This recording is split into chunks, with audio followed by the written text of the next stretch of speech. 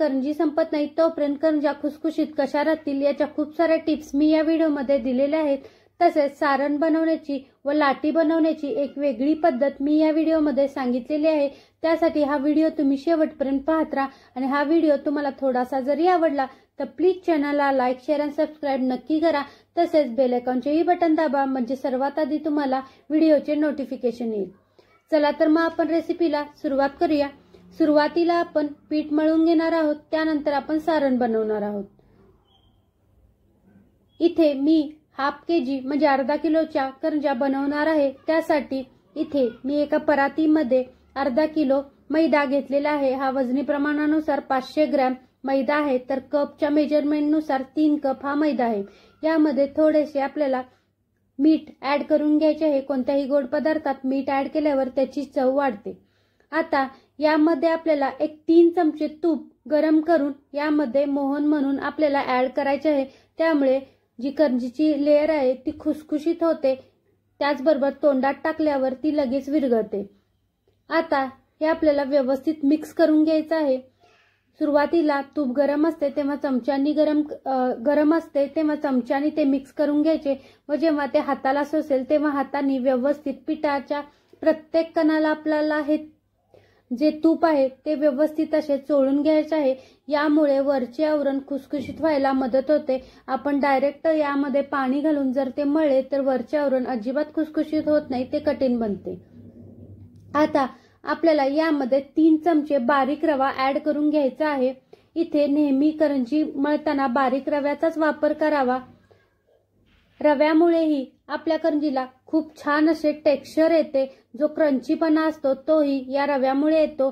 मी ते half KG मैदा घेतला होता, त्यासाठी 3 मोठे चमचे रवा इथे ऍड करून घेतलेला आहे। आता यामध्ये थोडे थोडे पाणी ऍड करून आपल्याला याचा गोळा बनवायचा आहे। जर तुम्ही हे दुधामध्ये मळले तरी सुद्धा ह्या करंज्या चवीला खूप अप्रतिम लागतात। इथे मी पाणी मळून तुम्हाला याचे पीठ दाखवलेले आहे।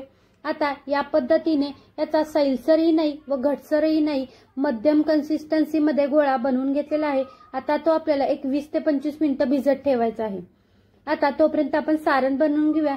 त्यासाठी एका कढईमध्ये मी 3 चमचे खसखस ऍड करून घेतलेली आहे। आता आपल्याला ती स्लो गॅस ठेवून एक 15 ते 20 सेकंद व्यवस्थित भाजून घ्यायची आहे। खसखस आता भाजून झालेली आहे, ती मी आता एका भांड्यामध्ये काढून घेते। आता त्याच कढईमध्ये 2 ते 3 चमचे तूप ऍड करून घ्यायचे। तूप ऍड केल्यावर आपल्याला यामध्ये खोबऱ्याचा जो आपण खीस केलेला आहे तो ऍड करून घ्यायचा आहे।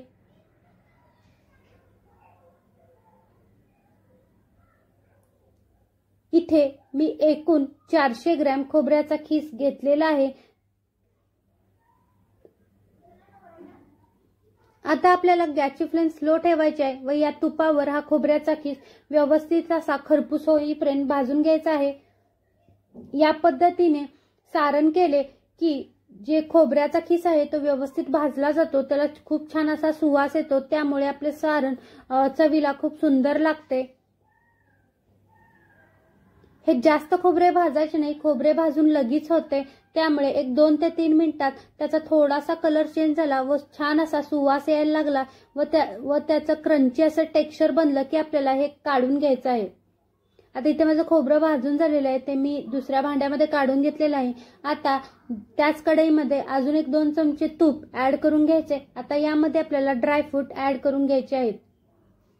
तुम्हाला तुमच्या आवडीनुसार तुम्ही सुका मेवा यामध्ये ऍड करू शकता, हे ऑप्शनल आहे, नाही केले तरी चालेल, परंतु जे सुका मेवाचा जो क्रंचीपणा आहे तुपावर भाजलेला तो करंजीत खाताना खूप सुंदर लागतो। आता सुका मेवा ही मी तुपावर व्यवस्थित भाजून घेतलेला आहे, तोही आता मी त्या खोबऱ्याच्या खिसवर ऍड करून घेते। आता एका भांड्यामध्ये मी खसखस, खोबऱ्याचा खीस त्याचबरोबर ड्रायफ्रूट ऍड करून घेतलेला आहे। आता यामध्ये आपल्याला साखर ऍड करून घ्यायची आहे। ही पिठी साखर आहे, ही वजनी प्रमाणानुसार 250 ग्रॅम पिठी साखर आहे। साखरेचे प्रमाण तुम्ही तुमच्या आवडीनुसार कमी जास्त करू शकता। कधीही साखर मिक्स करताना एकदम मिक्स करायची नाही, थोडी मिक्स पूर्णपणे करायची, पुन्हा त्याचा चव घ्यायचा। तुम्हाला जर वाटले की यामध्ये आपल्याला अजून साखरेची गरज आहे तर आपल्याला साखर यामध्ये ऍड करून घ्यायची आहे। एकदम जर साखर ऍड केली त्यामुळे काय होते, एकदम सारण गोडही होऊ शकते, त्यामुळे थोडी साखर आपल्याला यामध्ये ऍड करून घ्यायची आहे। साखर ऍड केल्यावर सगळ्या बाजूनी व्यवस्थित असे आपल्याला मिक्स करून घ्यायचं आहे। मला अजून थोडीशी साखर कमी वाटते, त्यामुळे अजून एक 50 ग्रॅम मी साखर ऍड करून घेते। इथे मी 400 ग्रॅम खोबरे घेतलेले होते, याला मला एकूण 250 ग्रॅम साखर लागलेली आहे। आता या सारणामध्ये आपल्याला एक छोटा चमचा जायफळची पूड, त्याचबरोबर एक मोठा चमचा वेलची पूड ऍड करून घ्यायची आहे। वेलची पूड व जायफळ पूड नेहमी शेवटी ऍड करायची, म्हणजे त्याचा सुवास छान राहतो। आता या दोन्ही गोष्टी ऍड केल्यावर आपल्याला हे व्यवस्थित मिक्स करून घ्यायचं आहे। आता हे सारण व्यवस्थित मिक्स करून झाले की सारण आपले तयार झालेले असते। आता ते बंद डब्यात आपल्याला झाकून ठेवायचे आहे। सारण कधीही ओपन ठेवायचे नाही, नाहीतरी त्याचा वास निघून जातो। आता इथे सारण मिक्स झालेले आहे। आता हे मी एका डब्यात काढून मी व्यवस्थित असे बंद करून ठेवते। आता आपण लाटी वळायला घेऊयात, पण त्याआधी आपल्याला जो साठा बनवायचा आहे त्यासाठी एका वाटीमध्ये मी 2 चमचे कॉर्नफ्लॉवर ऍड करून घेते। आता तुम्हाला वाटत असेल की आपण जेव्हा पुडाची करंजी बनवतो त्या पद्धतीने हा साठा बनवतो। आपण पुडाची करंजी बनवत नाहीयेत, परंतु जो लाटी बनवणार आहोत ती पुडाच्या करंजीच्या स्टाईलमध्ये बनवणार आहोत। त्यामुळे काय होते, करंजीची जी वरची लेयर आहे त्यामध्ये लेयर निर्माण होतात व करंजी आपली खुसखुशीत। आता आपण लाटी लाटून घेऊया। त्यासाठी मी या पिठामधला एक गोळा काढून घेते। गोळा आपण चपातीला गोळा घेतो त्यापेक्षा थोडासा मोठा गोळा आपल्याला घ्यायचा आहे। आता आपण जशी चपाती लाटतो त्या पद्धतीने आपल्याला लाटून घ्यायचं आहे। तुमच्या पळपुटाची जेवढी साईज असेल तेवढी तुम्ही लाटून घेऊ शकता। इथे थोडंसं मी पीठ लावलेलं आहे, पीठ लावलं तर चालतं, त्यामुळे लाटायला इझी जातं व ते व्यवस्थित असे पुढं सरकतं। इथे या पद्धतीने मी एक पोळी लाटून घेतलेली आहे। आता त्याला आपल्याला जो आपण साठा बनवलेला आहे तो लावून घ्यायचा आहे। 1 ते 1.5 चमचा आपल्याला हा साठा व्यवस्थित सगळ्या बाजूनी लावून घ्यायचा आहे। तुम्हाला आता वाटत असेल की आपण पुडाची करंजी बनवतो त्या पद्धतीने बनवत आहोत, परंतु आपण पुडाची करंजी बनवताना 6 ते 7 लेयर याच पद्धतीने रिपीट केले जातात, पण आपण 1, 2 ते 3 लेयरच बनवणार आहोत। यामुळे काय होते, या पद्धतीने गोळे बनवले की आपल्या करंज्या असतात त्या खुसखुशीत होतात। त्याला व्यवस्थित असे लेयर सुटतात व करंजी शेवटपर्यंत खुसखुशीत राहते। आता साठा लावून झालेला आहे, त्याच्यावर मी दुसरी पोळी ऍड करून घेतलेली आहे। मी एकूण इथे 3 या पद्धतीच्या पोळ्या बनवून घेतलेल्या आहेत। आता ही आपल्याला परत ही स्टेप रिपीट करायची आहे। आता दुसऱ्या पोळीलाही आपल्याला व्यवस्थित असा साठा लावून घ्यायचा आहे। तुम्हाला जर पुडाची करंजी करायची असेल तर सेम स्टेप तुम्ही 7 ते 8 वेळा रिपीट करू शकता। त्यामुळे करंजीला खूप छान अशा लेयर सुटतात व आपली पुडाची करंजी सुंदर अशी तयार होते। आता मी याला वरून एक पोळी लावून घेतलेली आहे। एकूण मी अशा इथे 3 अशा पोळ्या लावून घेतलेल्या आहेत। आता आपल्याला याला एकसारखं गोळा आपण जे गुंडाळी करतो त्या पद्धतीने याचा गोळा बनवून घ्यायचा आहे। फक्त यामध्ये कोणताही गॅप नसावा किंवा हवा नसावी, व्यवस्थित दाबून अशी आपल्याला याची सुरळी करून घ्यायची आहे। सुरळी करताना ती दाबूनच करायची। या पद्धतीने आपली सुरळी तयार झालेली आहे। आता चाकूच्या मदतीने आपल्याला याचे एकसारखे गोळे कट करून घ्यायचे आहेत। तुम्हाला इथे जरी गोळे मोठे दिसत असतील, मी झूम करून दाखवत आहे त्यामुळे ते मोठे दिसत असतील, पण हे साईजनी छोटे आहेत।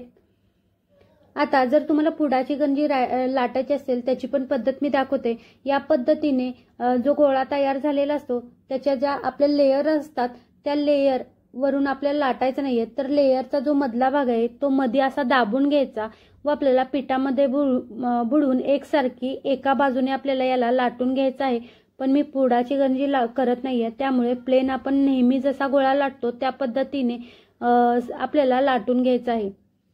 तर मी व्हिडिओ मध्ये दाखवते, या पद्धतीने तुम्ही लाटून घेतलं की तुमची पुडाची करंजी तयार होते। आता मी याचा गोल आकारामध्ये याला व्यवस्थित असं लाटून घेते। करंजी लाटताना ती जास्त जाडी ठेवायची नाही, पाती किंवा त्या जास्त पातळी ठेवायची नाही। जर तुम्ही जास्त पातळ ठेवली तर ती कडक बनते व खूप जास्त अशी जाड ठेवली तर ती थोड्या दिवसानंतर 1, 2 ते 3 दिवसानंतर ती मऊ पडते। आता यामध्ये मी सारण भरून घेते। सारण तुम्ही तुमच्या आवडीनुसार कमी किंवा जास्त करू शकता। आमच्या घरी खूप जास्त सारण लागते, त्यामुळे मी इथे 1-2.5 चमचे सारण इथे भरून घेत आहे।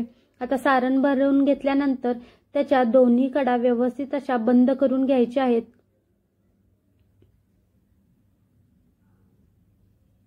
कडा व्यवस्थित बंद झाल्या की आपल्याला कोरण्याच्या साहाय्याने त्याला व्यवस्थित असे कोरून घ्यायचे आहे।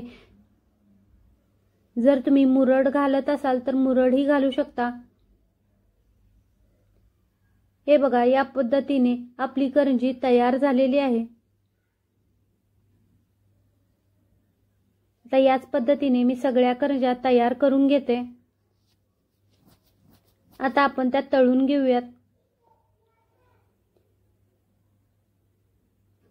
करंज्या तळताना नेहमी तेल आपल्याला कोमट गरम करायचे आहे, जास्त गरम अजिबात करायचे नाही। जास्त गरम असलेल्या तेलामध्ये करंजी कधीच तळायची नाही। ती सुरुवातीला खुसखुशीत लागते, परंतु 1 ते 2 दिवसानंतर ती लगेच मऊ पडते। त्यामुळे स्लो गॅसवर आपल्याला करंजी तळून घ्यायची आहे। करंजी तळताना अजिबात गडबड करायची नाही। करंजी जितक्या तुम्ही जास्त तापमानावर तळाल तितक्या लवकर करंजी मऊ पडते। स्लो गॅसवर आपल्याला करंजी तळून घ्यायची आहे।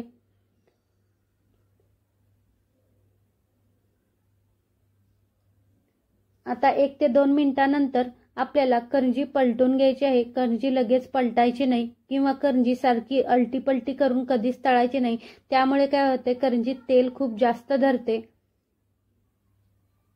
तुम्हाला ज्या रंगावर आवडत असेल त्या रंगावर तुम्ही करंजी तळून घेऊ शकता।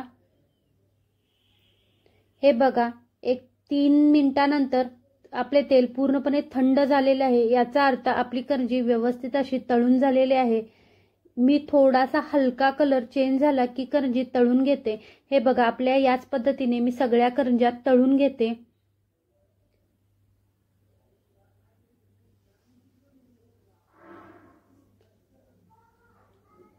इथे माझ्या सगळ्या करंज्या तळून झालेल्या आहेत। आता मी त्या सर्व करून घेते। ही रेसिपी तुम्हाला थोडीशी जरी आवडली असेल तर प्लीज चॅनलला लाईक, शेअर आणि सबस्क्राईब नक्की करा। तसेच बेल आयकॉनचेही बटन दाबा, म्हणजे सर्वात आधी तुम्हाला नोटिफिकेशन येईल। यातली मी करंजी तुम्हाला थोडीशी फोडून दाखवते। हे बघा, खूप खुसखुशीत अशी आपली करंजी तयार झालेली आहे। त्याचबरोबर मी तुम्हाला आता याचे लेयर दाखवते। हे बघा, आपण जे लेयर बनवले होते ते या पद्धतीने तयार झालेले आहेत। यामुळे काय होते, करंजी खाताना खूप खुसखुशीत लागते। तोंडात टाकल्या ती मेल्ट होते। त्यामुळे या पद्धतीने तुम्ही करंजी ह्या दिवाळीला नक्की करून बघा। हा व्हिडिओ शेवटपर्यंत बघितला त्याबद्दल धन्यवाद।